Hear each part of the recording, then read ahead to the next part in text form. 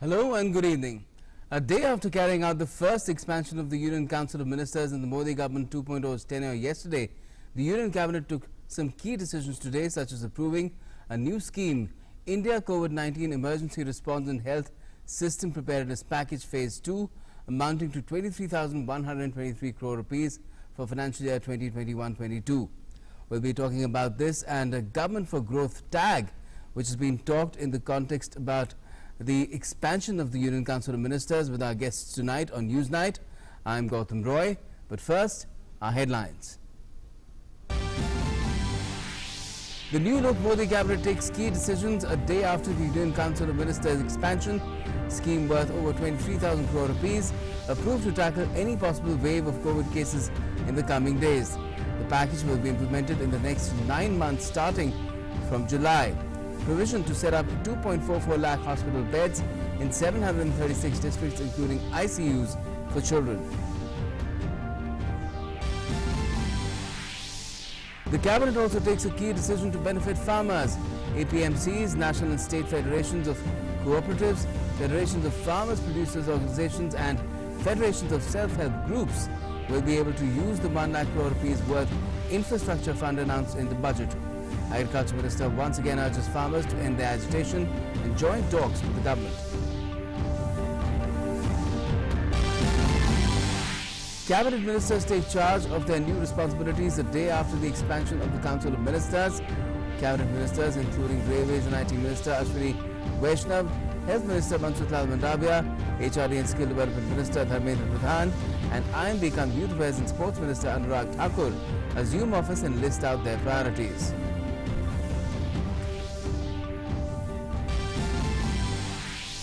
Ministers of State also assume office. MOS Health Dr. Bharti Praveen, MOS External Affairs Meenakshi Lekhi and MOS Commerce and Industry Anupriya Patel take charge. New MOS IMB Dr. L. Murugan also takes over his new responsibility. Dr. Jitendra Singh takes over as MOS Earth Sciences.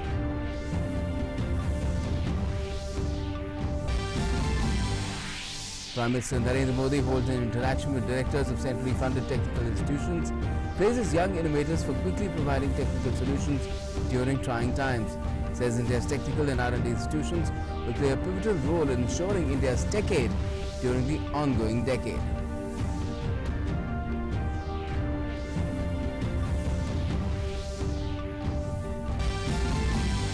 The nation battles on against COVID-19, less than 50,000 daily new cases for the 11th successive day. Recovery rate climbs further to 97.18%. States take forward unlock rollout. Maharashtra government decides to reopen schools for classes 8 to 12 from next week.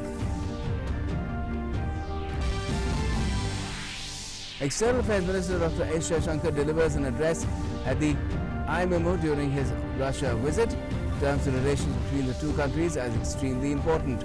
Says the cooperation related to the Sputnik 5 vaccine is of importance to the entire world. The two countries are ready to hold 2+2 dialogue. India-Russia summit level talks likely to be held by the end of the year. And the External Affairs Ministry dismisses Pakistan's propaganda, says Pakistan first needs to get its own house in order by acting decisively against terrorism. India is closely monitoring the deteriorating security situation in Afghanistan and its possible impact on Indian citizens as well in that country. And Tokyo Olympics will be held without fans, Olympic Minister Murakawa tells Kyoto. The ban came hours after a state of emergency in the capital, starting from Monday, declared by Japanese Prime Minister Yoshihide Suga to contain rising COVID-19 cases.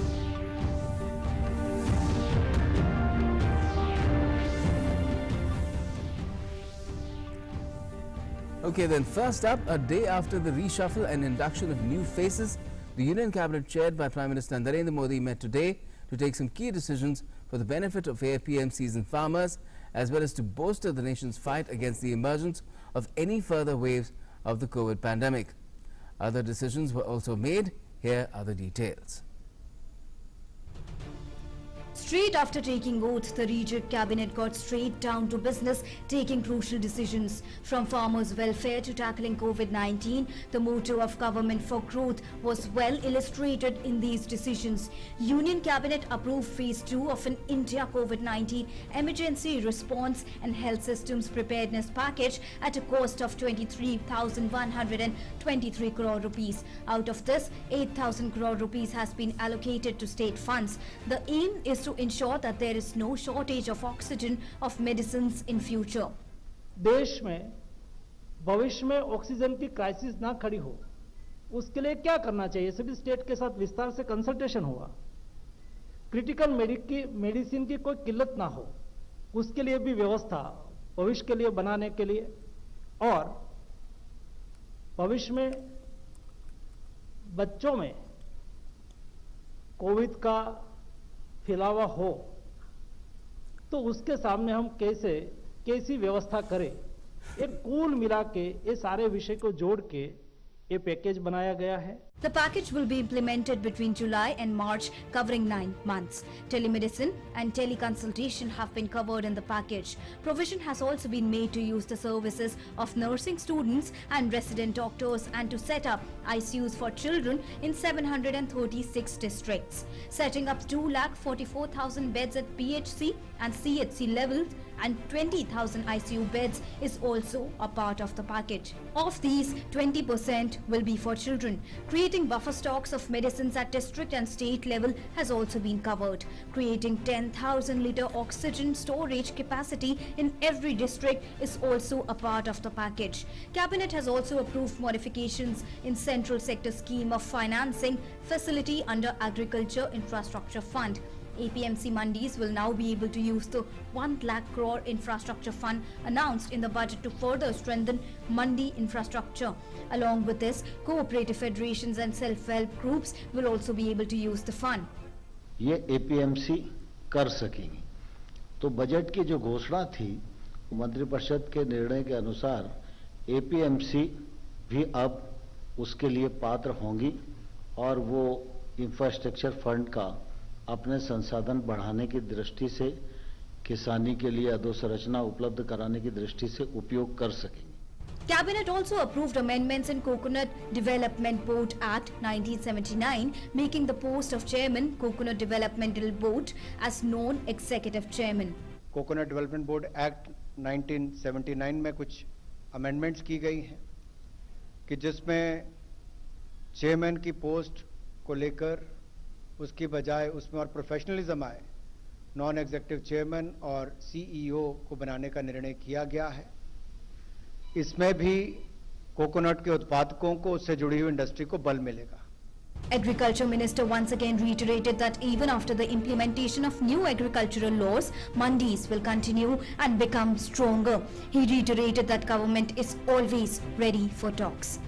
कानून को repeal करने के अतिरिक्त कोई भी प्रस्ताव वो लेकर हमारे पास आए, हम उस प्रस्ताव पर चर्चा करने के लिए तैयार हैं।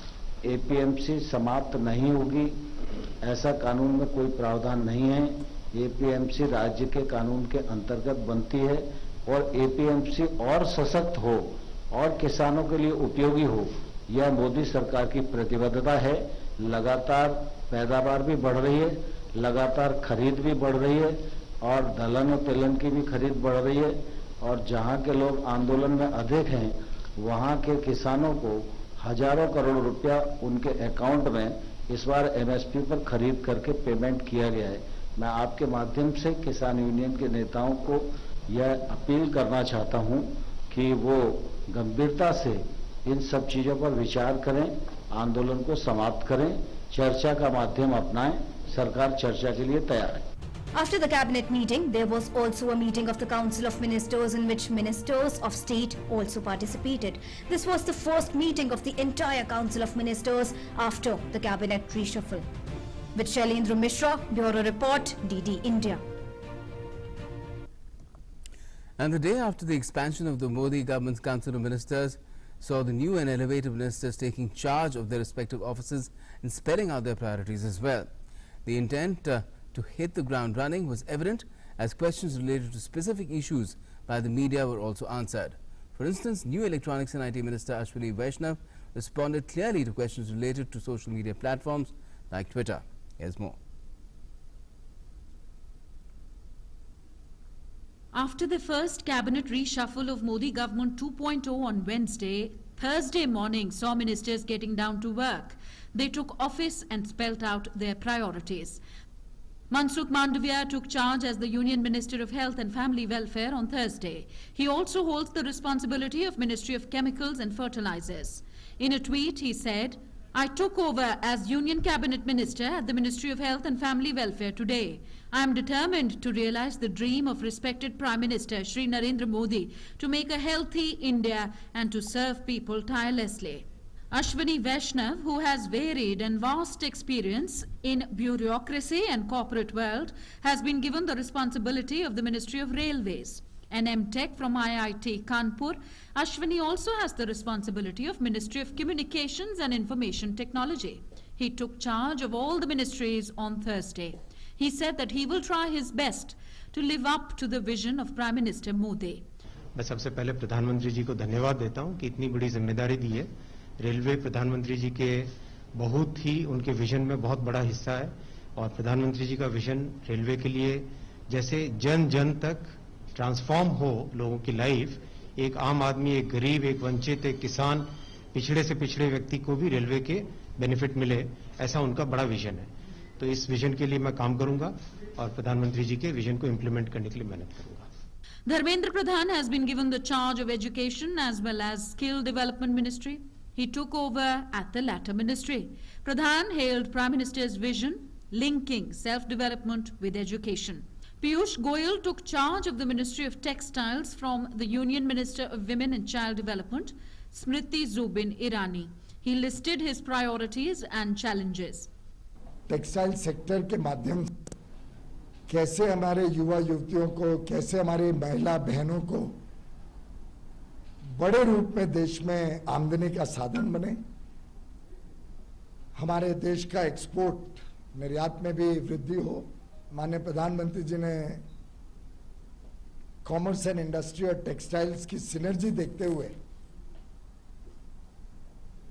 इस जिम्मेदारी को हम दोनों को दिया है। Hardeep Singh Puri took charge as the Minister of Petroleum and Natural Gas. Thanking PM Modi, he said that this ministry touches the lives of all people. Energy issues have immense potential and also pose several challenges. The need to adapt to changing times, adopt new technologies, and to be in consonance with the energy transition which is taking place across the world, I think provides a fascinating opportunity. Anurag Thakur assumed dual charge as Minister of Information and Broadcasting and Sports Minister. Speaking to media on the occasion, the minister said, Prime Minister Narendra Modi has made strenuous efforts to take the nation forward in the last 7 years, and that as Minister of INB, it will be his responsibility to take that mission forward. दुनिया के सबसे बड़े लोकतंत्र में जहां मोदी जी ने देश को आगे ले जाने का बहुत शानदार काम किया है पिछले 7 वर्षों में, सूचना प्रसारण मंत्रालय के माध्यम से हम कैसे और जन जन तक पहुंच पाएं और क्या क्या काम जो पीछे मुझसे पूर्व बहुत बड़े लोगों ने यहाँ पर किए हैं उनको मैं भी आगे बढ़ा पाऊं। वहीं दूसरी ओर जो जिम्मेदारी माननीय प्रधानमंत्री जी ने मुझे दी है, मैं उस पर खरा उतरने का हर संभव प्रयास करूंगा। Later, Anurag Thakur took over the portfolio of Sports and Youth Affairs and listed his priorities. Bharat को खेलों में आगे बढ़ाने के लिए लगातार जो उन्होंने मुहिम चलाई है, मैं प्रयास करूंगा जहां पर किरण जी लेकर गए थे उससे आगे उसको लेकर जाएं। सारी टीम के साथ मिलकर देश भर में खेलों को बढ़ाने का काम करेंगे। Union Minister for Labour and Employment and Environment and Forests, Bhupendra Yadav, also took charge of his office in the Ministry of Labour and Employment.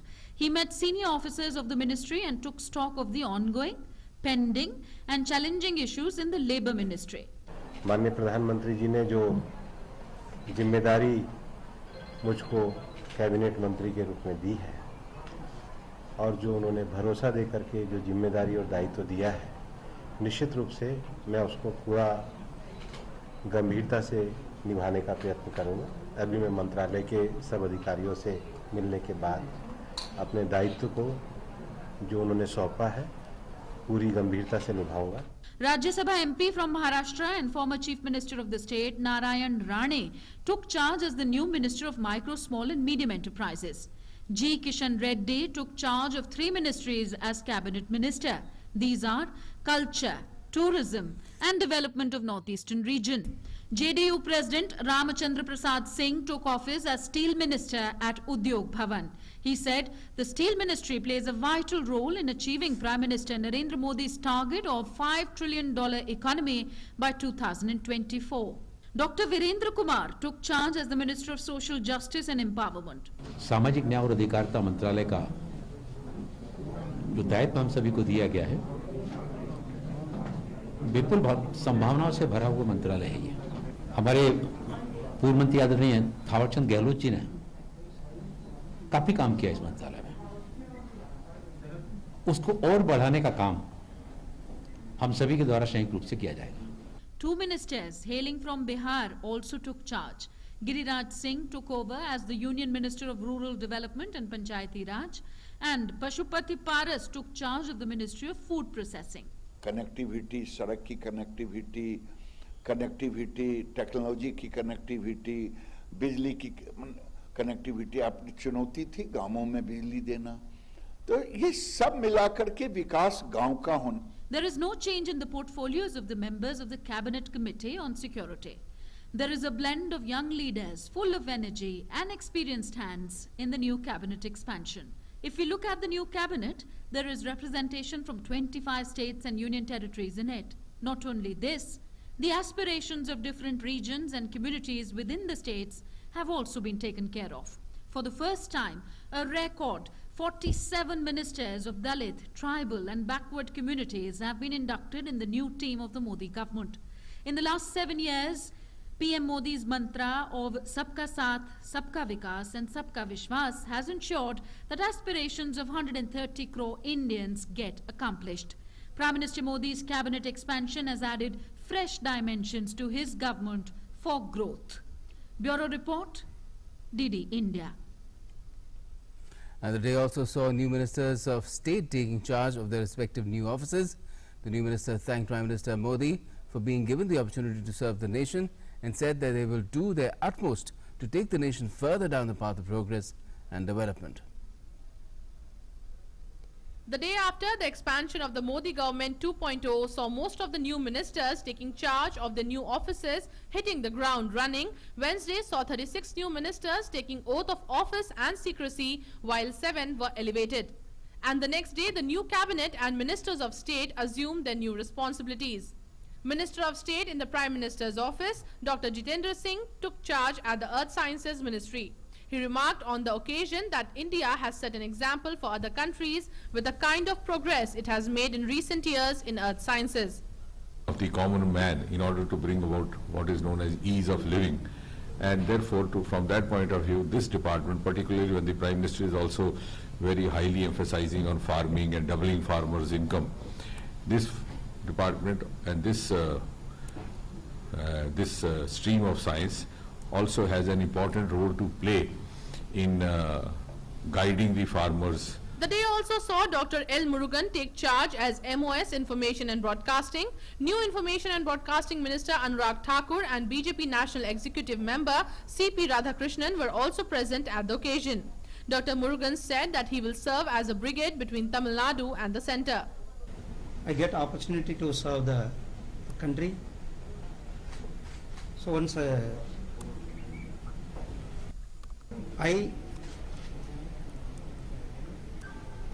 I'm going to a bridge between Tamil Nadu and the central government and the Tamil Nadu development.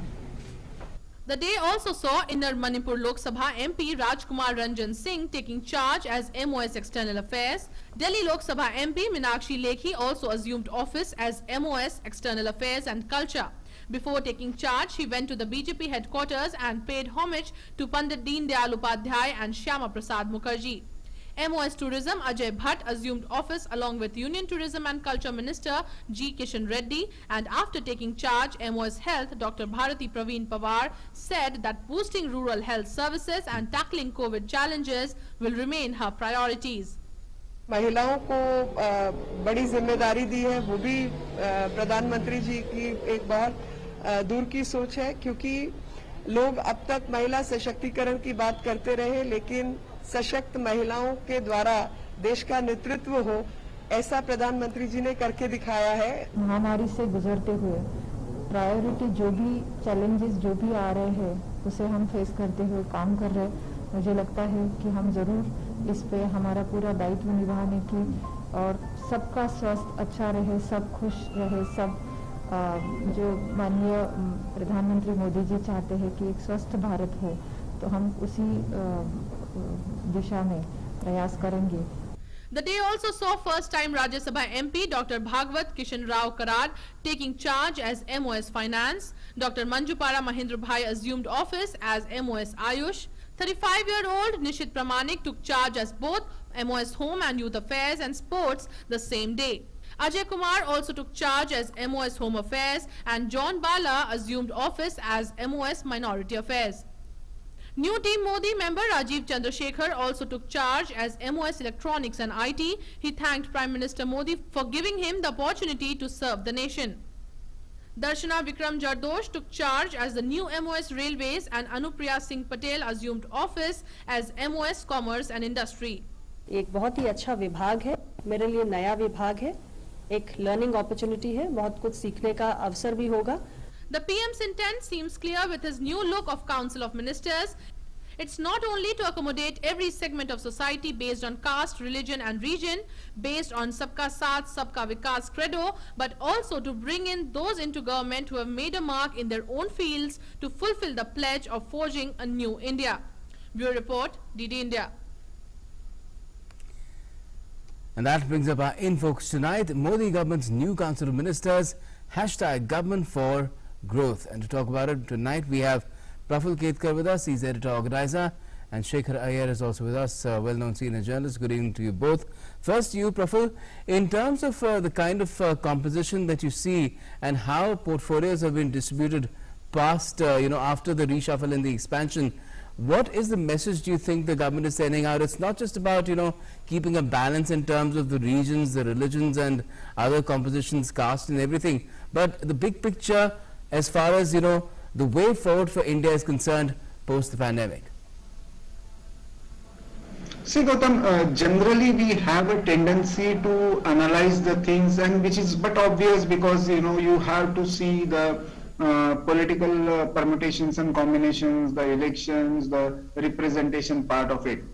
But what it looks very clear after the new ministers have taken charge and the way they have, addressed their priorities in their first interactions, it looks that there is a clear-cut target-based work that is given to them, and they are looking for some kind of, infusing new kind of energy to the various sectors. Like if you see the way Piyush Goyal articulated this combining commerce and industries with textiles. Yes. Now it looks clear to me that even while clubbing the responsibilities, education and skill development, for instance, it looks that there is a clear agenda behind this. There are certain targets behind this, and these new ministers, comparatively younger, some of them are promoted from their state ministers to cabinet ministers. This combination, even the teams that are created now, first time perhaps we will have 3 state ministers in Ministry of External Affairs. Correct. Now they will be looking after different regions, the way our diplomacy is changing, the way our approach towards the world is changing, and post-pandemic, the way entire supply chain is disturbed. Now reviving those ties and delicate relations in the neighborhood, we have to manage that. And there I think this teamwork and focus responsibility will play a great role. Certainly, the complementarity that you mentioned in the case of HRD and skill development extends to health and chemical and fertilizers and other combinations as well that we have seen. But in terms of even giving added focus, there is something that was noted that, I mean, Smriti Irani does not have textiles anymore, but women and child development, there is added focus on that. She's also got a Minister of State. So clearly it shows that post-pandemic this will be a focus area.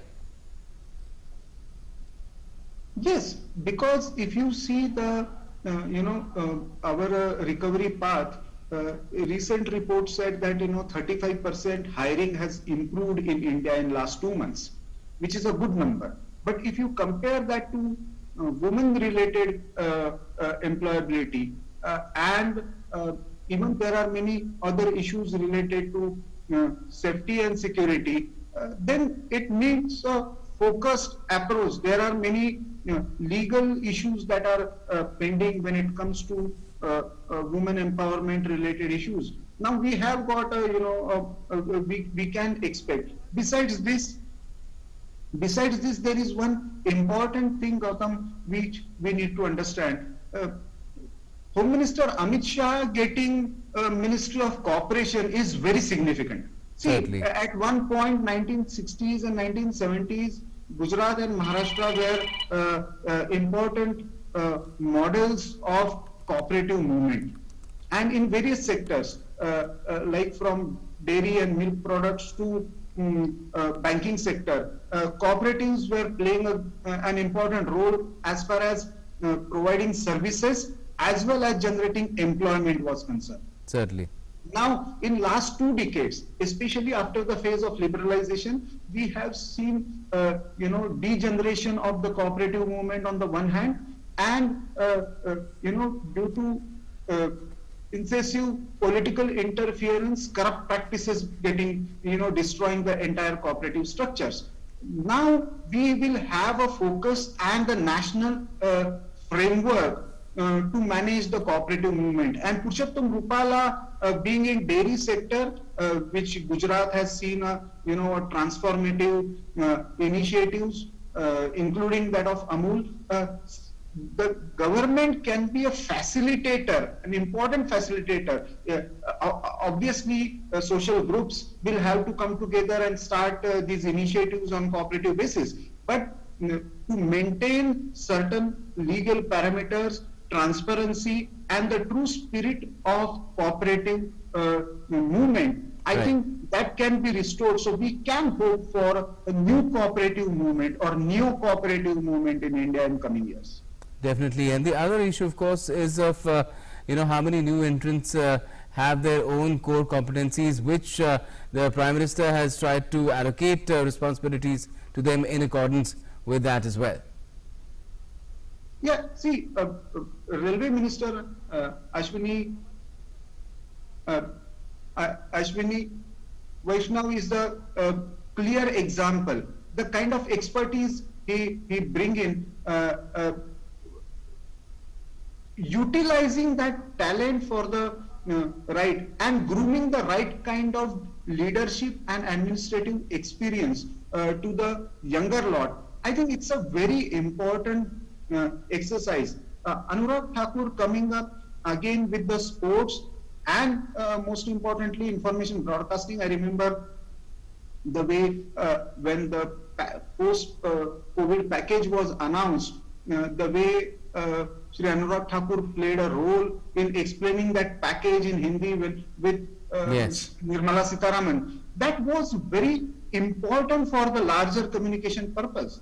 And here he handling information broadcasting, who himself is very media savvy, social media understanding, new policy formulations are coming up, social media rules and regulations is an important issue. So I think it will definitely bring in a new energy and new approach in handling all these issues.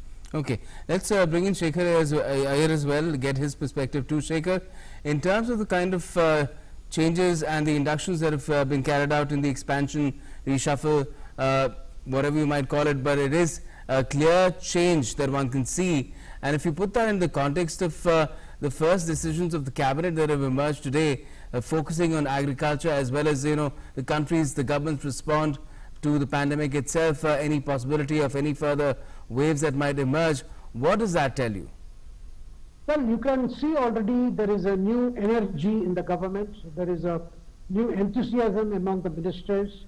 We have seen how the new ministers have taken charge today, and the first of their remarks by almost all of them show that they are very keen to go about their task, and they are very clear about the goals ahead before the government.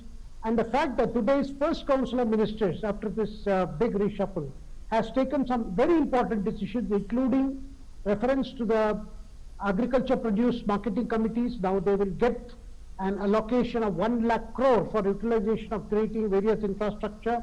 This money will be available for cooperatives, whether they are central cooperatives or state cooperatives.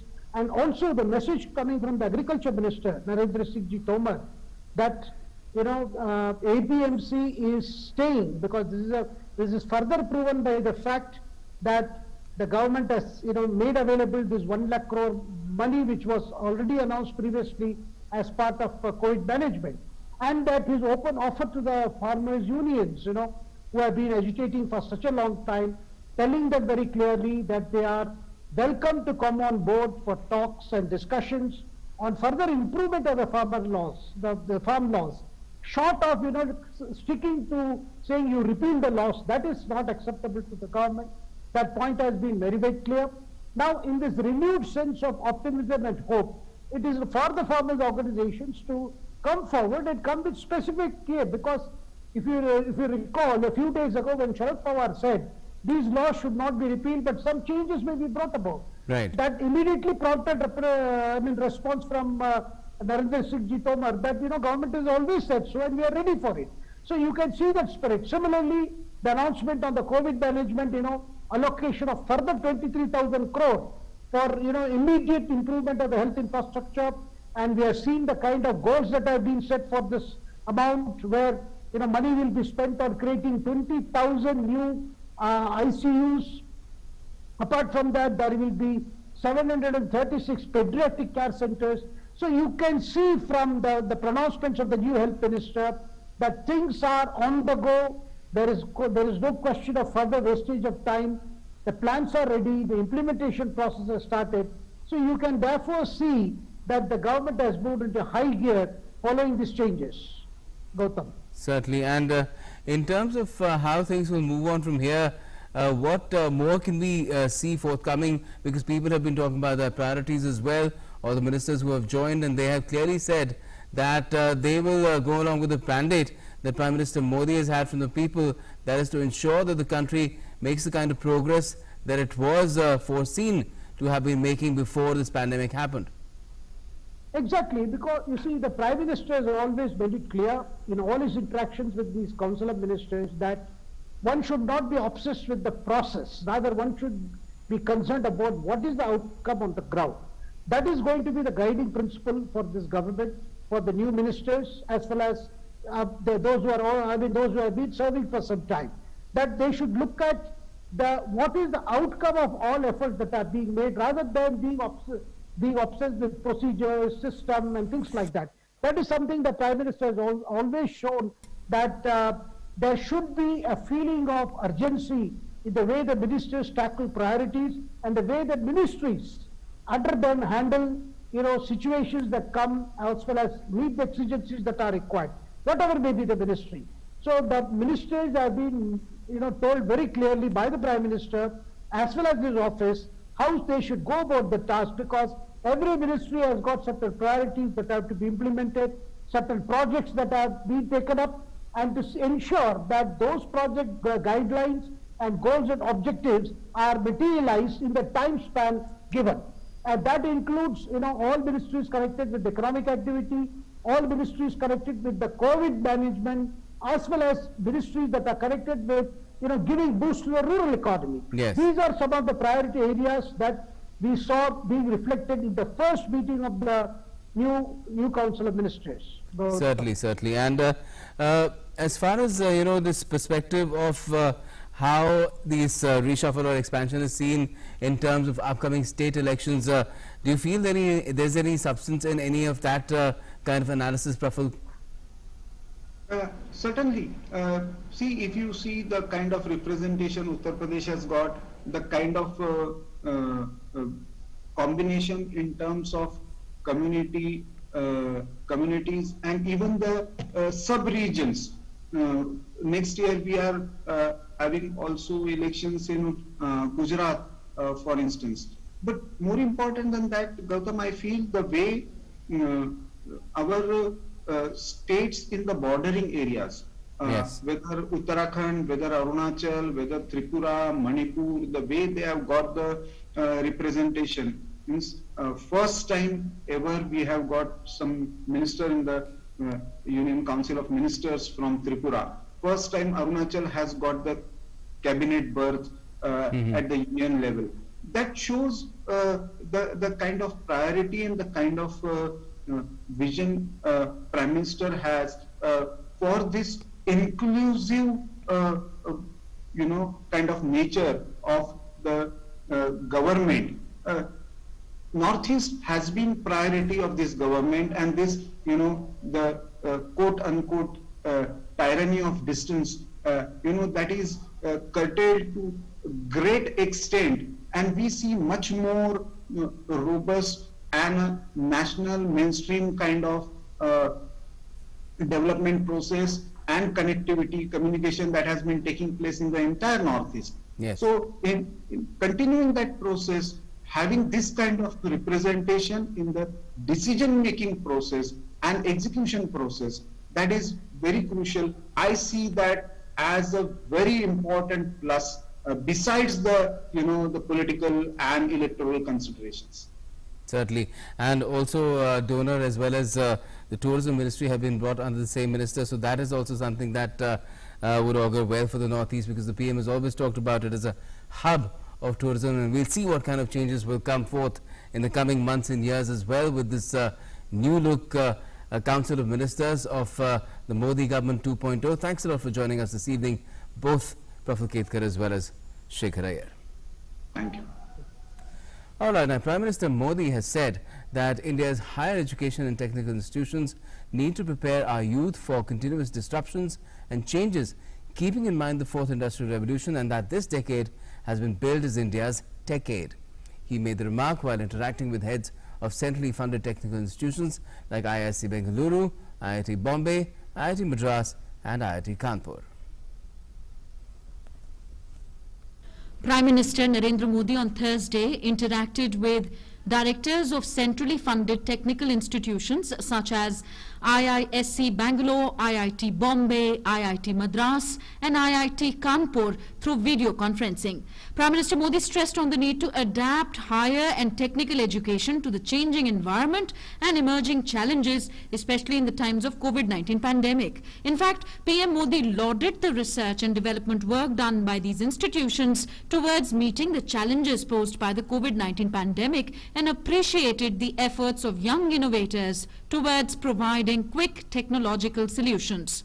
Modi noted that technological and R&D institutions will play a major role in upcoming decade, which is also being called as India's techade. He added that this requires the institutions to reinvent and re-evaluate themselves, develop alternative and innovative models. He emphasized that our higher educational and technical institutions need to prepare our youth for continuous disruptions and changes, keeping in mind the fourth industrial revolution. Prime Minister Modi underlined the need to progress towards education models that are flexible, seamless, and able to provide learning opportunities as per the requirements of the learners. He said that access, affordability, equity, quality should be the core values of such education models.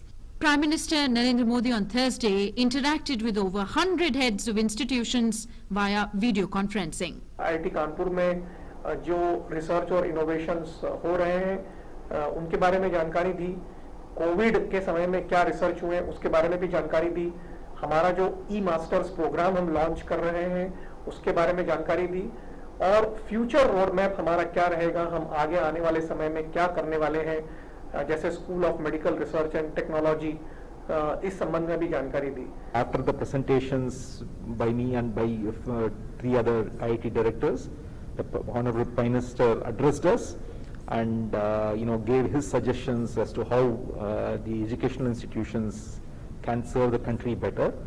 So he talked about making education accessible to more people by using the digital media, and how we should encourage innovation, especially in areas like healthcare and medical technologies and so on. So therefore, it was a wonderful interaction with the Prime Minister. We got an opportunity to listen to his views and take his suggestions, and I'm sure we'll be able to implement several of those suggestions and take it forward. Today, the Honorable Prime Minister addressed all the heads of the centrally funded technical institutions. He gave his guidance to us on the immense challenges that we face as a country in achieving the ambitious goals of the new education policy, 50% GER, high quality employable graduates, high quality research and multidisciplinary research, among many other things. He talked about the fact that the students coming into our institutions from now, will be students who are born in the 21st century, and it is they who are going to decide where our country will be over the next 25 years. It was actually a great honor because the Prime Minister himself wanted to know how the IITs are doing, particularly IIT Bombay. And we explained first on 2 aspects. One is on the research side and on the teaching side. Okay. On the research side, we just gave 2 examples which actually the Honorable Prime Minister really actually enjoyed that. And one of them is of course that during the second phase of COVID, when the nation was really struggling for oxygen, that all of us are aware of. So within a few days, some of our researchers actually made sure that in India, we have large number of nitrogen generation plant, even in all district. So we change certain things inside so that all existing nitrogen plants can be converted to oxygen generation plant with a fairly good amount of purity. Appreciating the improvement in the gross enrollment ratio, GER, in higher education in the past few years, Modi said digitalization of higher education can play a big role in increasing GER, and students will have easier access to good quality and affordable education.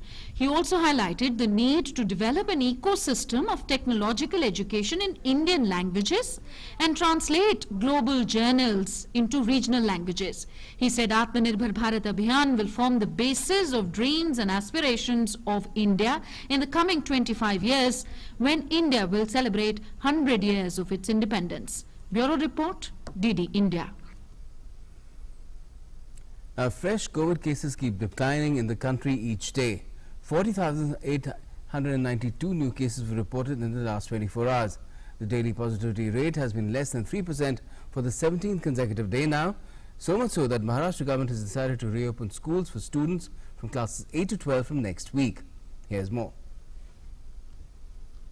The strategy adopted to fight against COVID-19 pandemic is yielding results. Over 2,98,43,825 people have already recovered from COVID-19 infection so far, and 44,291 patients have recovered in the last 24 hours. The recovery rate increased to 97.18%. India reported 45,892 new cases in the last 24 hours. Active caseload currently stands at 4,60,704. Active cases constitute 1.50% of total cases, whereas weekly positivity rate remains below 5% and currently stands at 2.37%. The testing capacity of the country has also been ramped up continuously. A total of 18,93,800 tests conducted during the last 24 hours. Over 42.52 crore tests conducted so far. Weekly positivity rate remains below 5% and currently stands at 2.37%, and the daily positivity rate remains below 3% for 17 consecutive days. After a decline in COVID-19 cases, the government of Maharashtra has decided to open schools from next week. The schools will reopen for students of higher classes, that is, classes 8th to 12th. Meanwhile, Himachal Pradesh government has directed deputy commissioners and police chiefs of all districts to monitor proper COVID-19 behaviors. A few days ago, the Health Ministry had released pictures expressing concern over the violation of COVID-19 rules in Shimla. The meeting of State Cabinet held under the chairmanship of Chief Minister Jai Ram Thakur reviewed the COVID-19 situation.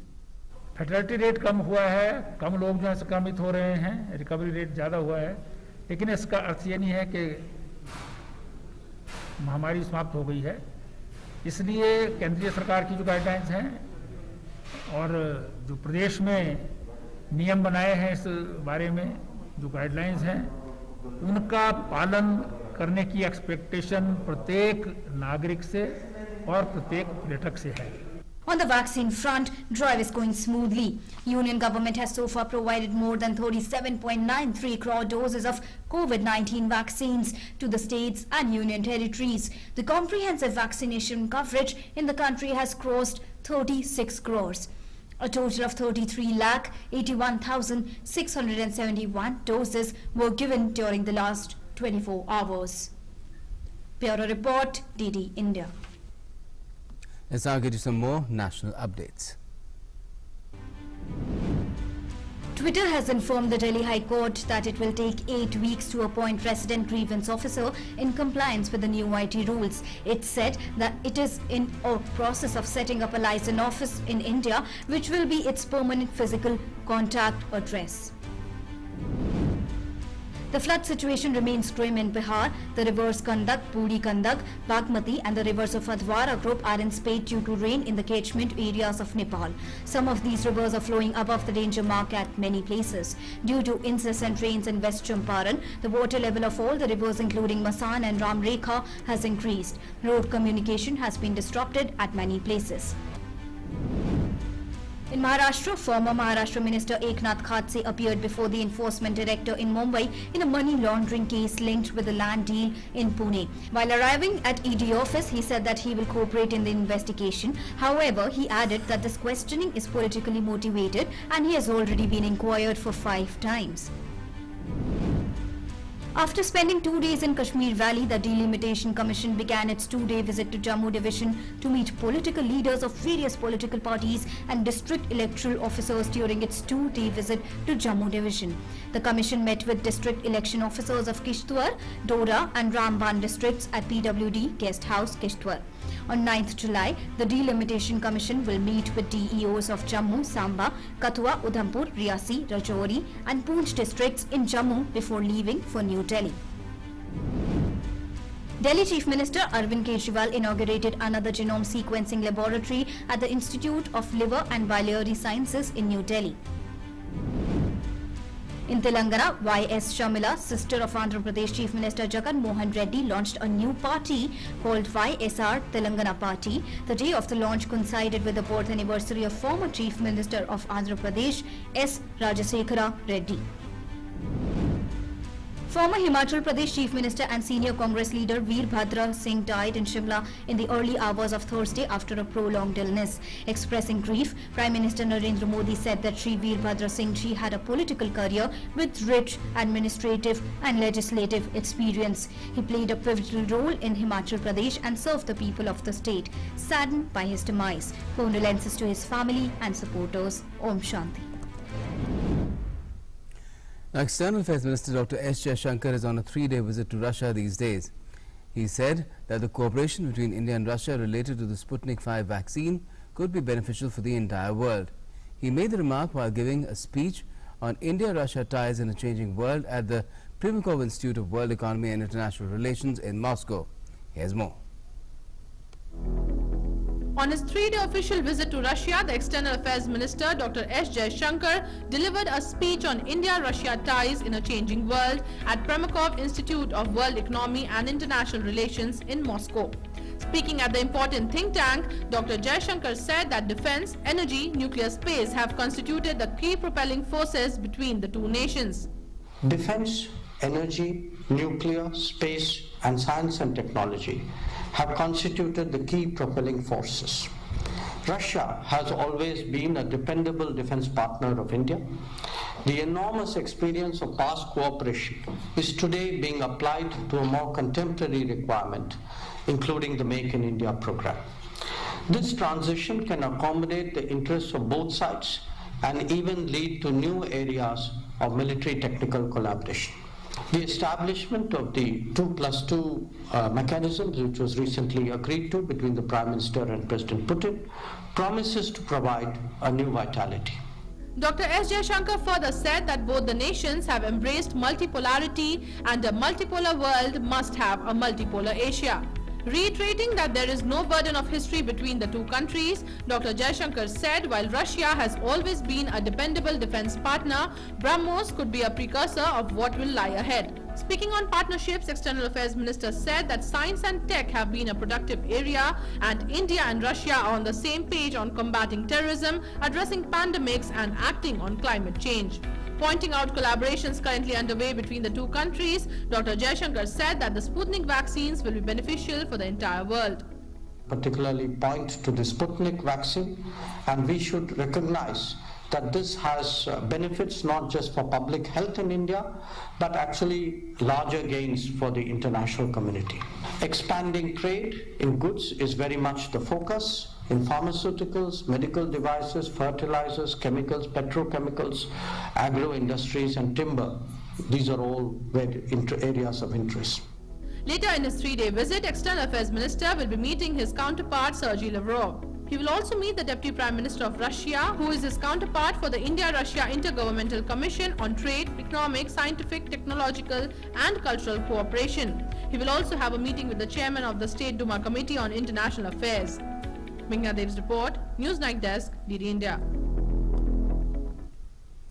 And strongly reacting to the blame game by Pakistan and India's alleged involvement in the Lahore blast, the MAS said that it is not new for Pakistan to indulge in baseless propaganda against India, and the international community is well aware of Pakistan's credentials when it comes to terrorism.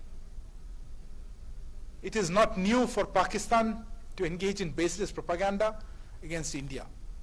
Pakistan would do well to expend the same effort in setting its own house in order and taking credible and verifiable action against terrorism emanating from its soil and terrorists who have found safe sanctuaries there.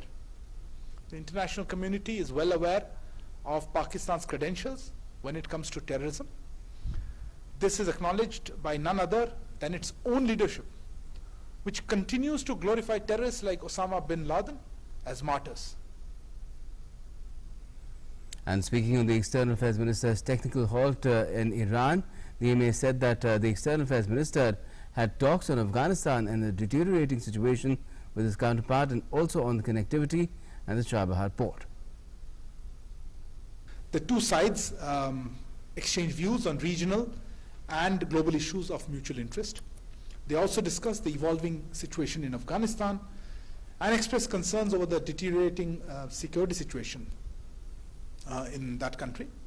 Both sides also discussed joint connectivity initiatives in the region, including the International North-South Transport Corridor and the Chabahar port. EM reiterated India's interest in the region and support for efforts to maintain peace, security and stability. As regards the JCPOA, we have always maintained that issues arising from issues that have arisen from that should be resolved peacefully through constructive diplomacy and dialogue amongst all parties. Now let's get you more international news, most British troops have been pulled out of Afghanistan. British Prime Minister Boris Johnson has said that the pullout ends Britain's official role in a 2 decades-long conflict amid fears the departure of foreign soldiers could lead to a chaotic civil war. British forces were first deployed in Afghanistan in 2001 following the 9/11 attacks on the United States and played a major role in combat operations until 2014. A total of 457 British soldiers were killed in Afghanistan. And Afghan forces are fighting back Taliban as well. The forces on Thursday gained back control of the West provincial capital, which was stormed by the Taliban. The defense forces said that hundreds of fresh troops have now been deployed in the region. Afghan forces on Wednesday also carried out operations to drive the Taliban out of Kunduz city. Meanwhile, British Prime Minister Boris Johnson on Thursday said that even Britain has pulled out almost all troops from Afghanistan.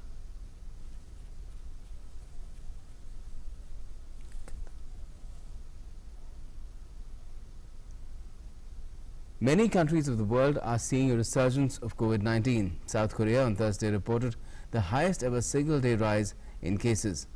The country reported 1,275 new cases on Wednesday, with most of them coming out from capital Seoul. The authorities are now considering to impose a semi-lockdown across the capital.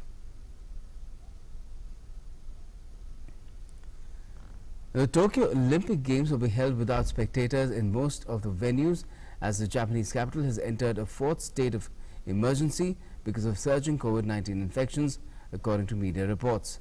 Japan's Kyodo News Agency said that Olympic competitions in Tokyo and 3 neighboring prefectures of Chiba, Kanagawa and Saitama will take place behind closed doors. Japanese Prime Minister Yoshihide Suga said on Thursday that the highly infectious Delta COVID-19 variant was spreading in Tokyo, leading the central government to declare a 4th coronavirus state of emergency over the Olympic host city. Japan's top health advisor, Shigeru Omi, also joined the televised news conference with Suga and said the medical system would likely come under pressure if no additional steps were taken. The emergency comes just 2 weeks before the Tokyo Olympic opening, but Suga reassured that Olympic athletes are being tested every day upon arrival to prevent the virus from spreading further in Japan. And that's all we have for the moment in this edition of Newsnight. For all the latest, do stay tuned to DD India. We will be getting you all the updates right here, and in the meantime, of course, you have to stay safe, so mask up as well as observe social distancing and other COVID protocols, and vaccinate when your time comes.